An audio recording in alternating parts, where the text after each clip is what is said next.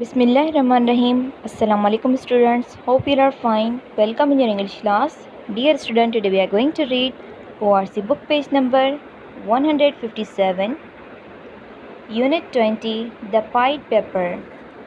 Dear student, The Pied Pepper written by Robert Browning. Who is Robert Browning? Robert Browning is major English poet and playwright.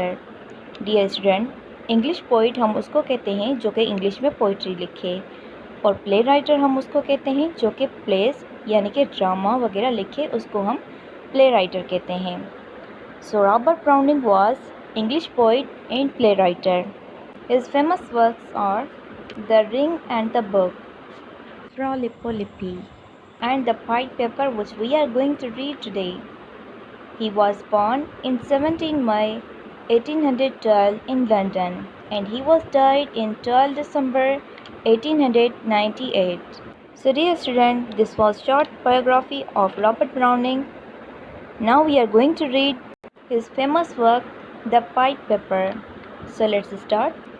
Once I was on holiday in a funny little town in a country called Germany. At the top there was a big mountain, stepped like the roof of a house. And the bottom there was a big river, broad and slow. And the funniest thing about the little town was that all the shops had the same thing for sale in them: big chocolate, breads and mice. We were surprised about it. Why do you have breads in your shops? We asked. एक ज़माने की बात है कि मैं छुट्टियों पर था. एक फ़नी से छोटे से टाउन के अंदर एक मुल्क था जिसका नाम है जर्मनी. उस टाउन में ऊपर की तरफ एक बड़ा सा माउंटेन था. इतना ऊंचा था जैसे कि किसी घर की छत हो. उस टाउन के नीचे वाले हिस्से में एक दरिया था जो कि काफ़ी चौड़ा सा था. उसका पानी स्लो बहता था, क्योंकि वो चौड़ा सा था तो इसीलिए पानी भी स्लो बहता था. वहाँ की मज़ेदार बात ये थी कि वहाँ पर हर शॉप पर एक ही चीज़ बेची जा रही थी, जो थी चॉकलेट, ब्रेड्स एंड माइस. इसीलिए वो बहुत हैरान थे, परेशान थे कि आखिर हर दुकान पर एक ही चीज़ क्यों बेची जा रही है. तो उन्होंने पूछा, यहाँ दुकानों में चूहे क्यों हैं? Don't you know about the Hemline town?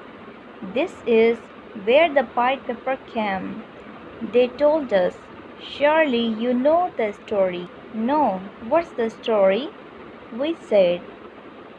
And this was what they told us. जो शॉप वाले थे उन्होंने उनको क्या कहा? उन्होंने कहा, क्या तुम नहीं जानते टाउन के बारे में? ये जगह वो है जहाँ पर पाइड पेपर आया था. यकीनन तुम्हें उस कहानी का तो पता होगा. नहीं, क्या कहानी? हमने कहा, और फिर उन्होंने ये कहानी सुनाई. डियर स्टूडेंट, ये हम जानेंगे अपनी नेक्स्ट वीडियो में कि फ़नी टाउन वालों ने इनको क्या कहानी बताई पाइड पेपर के बारे में. सो ये today's homework is read this lines. Dear student, group में रीडिंग सेंड करने से पहले आप अच्छे तरीके से इसकी प्रैक्टिस करेंगे घर में, and then you will send your reading in WhatsApp group. Hope you understand. Allah Hafiz.